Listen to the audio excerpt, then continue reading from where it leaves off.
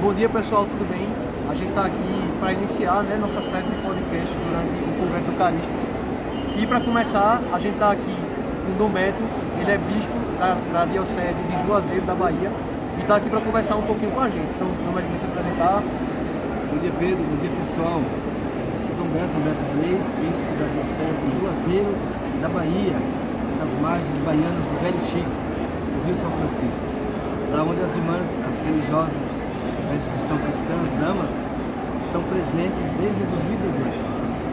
Então, para começar, né, nossas perguntas, a gente sabe, o senhor sabe que nosso grupo, ele é um grupo muito jovem.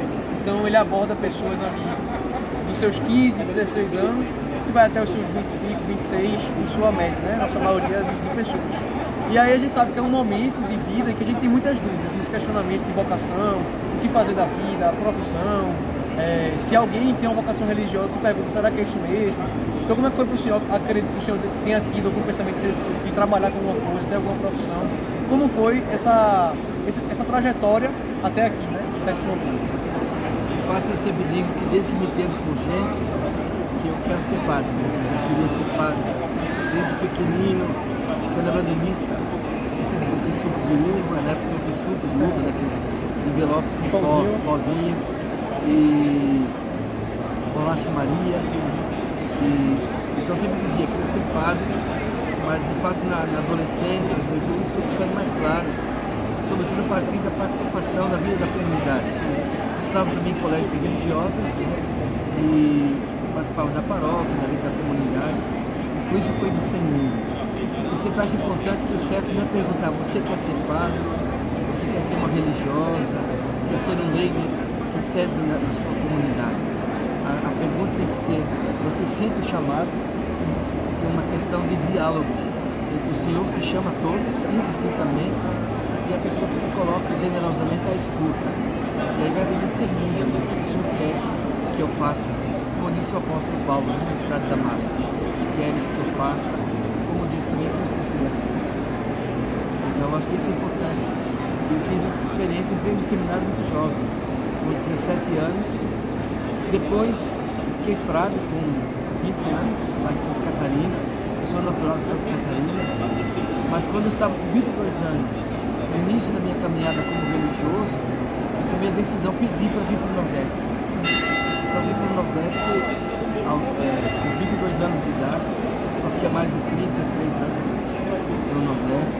Morei 14 anos aqui no Recife, essas irmãs damas e admiro de longa data, e morei também 12 anos lá em Fortaleza, com essas damas, no colégio Santa Cecília. Então, eu sou meio nordestino, e há quase 7 anos na Bahia. Depois estamos iniciando esse ano um ano vocacional, né? Um ano vocacional que é justamente reavivar na igreja o chamado, não só despertar vocacional, mas aqueles que um dia foram chamados reavivarem sua resposta. Porque nunca uma resposta que eu dei alguns anos atrás é suficiente. E se o senhor pudesse, até começando esse ano vocacional, tudo isso, se o senhor pudesse dar alguma mensagem para alguém que esteja assistindo, que sente esse chamado, mas a gente sabe que no nosso mundo atual é um nadar contra a corrente muito grande, né? Então, o que dizer para um jovem, ali como o senhor disse, o senhor entrou com 17 anos, nessa faixa, que esteja querendo traçar um caminho, até porque muitos jovens entram e depois descobrem que não é aquilo, mas tudo bem, né? É importante dizer. Então, alguém que esteja querendo traçar esse caminho, seja para uma vida de padre, seja para uma menina que quer ser religiosa, algo desse sentido, o que o senhor diria para dar essa motivação, essa coisa do nadar contra a corrente, contra o mundo que diz que não, que isso é errado, que não pode mais, que isso é coisa do jeito velho, enfim. O Evangelho sempre vai na contramão. Como Jesus foi, incomodou, né? É sempre uma paz inquieta, como dizia o padre Zezinho.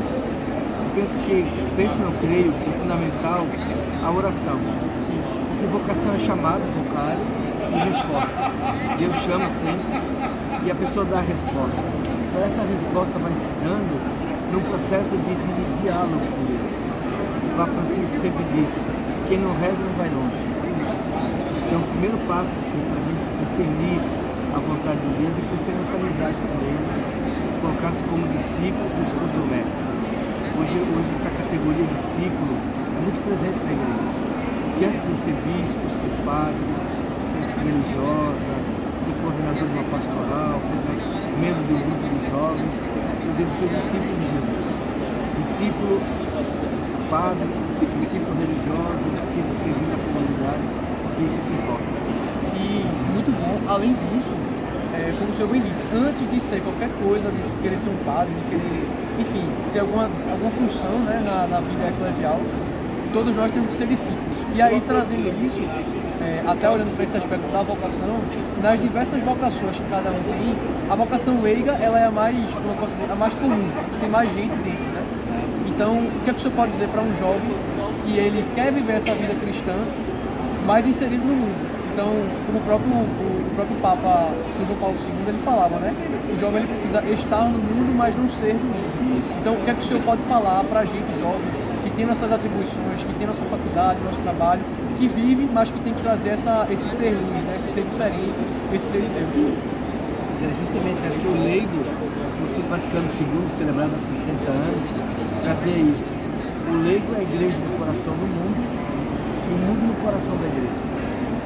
E esse é o grande desafio, porque ser leigo na igreja é uma vocação.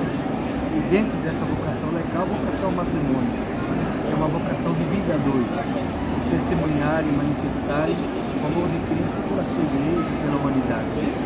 Então, nesse sentido, é muito belo pensar o ser leigo na igreja não como uma condição qualquer, mas como uma vocação. Não só adintra, né, dentro da igreja, mas no mundo da sociedade, no mundo do trabalho, no mundo dos estudos, né, onde o jovem está, sem essa presença do Evangelho. E às vezes uma presença incômoda, inquieta, como foi a presença de Jesus e de tantos discípulos na história.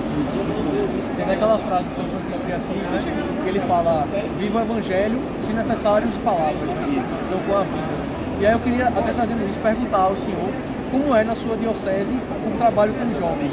Como é que o senhor coordena as paróquias, com seus grupos jovens? Porque a gente sabe que tem muito EJC, né, Encontro Jovens com Cristo, devem ter colégios religiosos lá também, assim como Gramas. Enfim, então como é que funciona, como é que o senhor tem essa aproximação com a juventude da diocese de Juazeiro? Né? Como diocese, nós temos o setor juventude. O setor juventude, ele reúne, agrupa, anima todas as juventudes da diocese. Os grupos jovens das paróquias, das comunidades, pelos diversos carismas, né, que temos lá na nossa igreja particular. E é interessante porque na coordenação, na assessoria desse setor, está uma religiosa da irmã cristã, a irmã Graziela. As irmãs estão lá presentes no trabalho social, mas ela, irmã Graziela, como a irmã salesiana, cujo carisma também é a juventude, elas estão como assessoras da juventude da nossa diocese. Isso tem sido muito bom. Fizemos recentemente o DNJ, com mais de 1.300 jovens. Então, a gente percebe assim, que há um despertar da juventude na nossa diocese. Graças a Deus. E até trazendo essa questão da juventude, eu não sei, até perguntando ao senhor como é lá, mas aqui na nossa diocese é muito forte a questão do sacramento da crisma. Porque nessa fase dos 15 anos, 16 anos, é geralmente quando os jovens fazem. Então, o que é que o senhor percebe nos jovens lá que recebem o sacramento da crisma, da confirmação? O que é que eles, não sei se eles trazem algo para o senhor, mas o que eu quero dizer? Aquele fogo, aquele ardor de início da caminhada, que a gente vê muito, meu Deus, eu quero me dedicar inteiramente, eu quero me doar inteiramente a Cristo. A gente sabe que com o passar dos anos, com o passar do tempo de caminhada de vida de fé, isso vai se arrefecendo um pouco. Então, como manter essa perseverança, essa constância, especialmente para a nossa geração, que é uma geração de tantos altos e baixos, né? Uma geração tão impulsiva, mas que perde tão rápido as coisas. Como é que a gente poderia ter essa perseverança mesmo? O desafio aí é uma catequese. Porque, em geral, nós temos uma catequese que prepara para o sacramento, mas não forma discípulos. O grande desafio hoje nas nossas paróquias e comunidades é uma catequese de iniciação cristã, tanto a catequese eucarística, a catecumenato crismal, mas que forme discípulos de Jesus, que desperte nos jovens essa paixão por Cristo.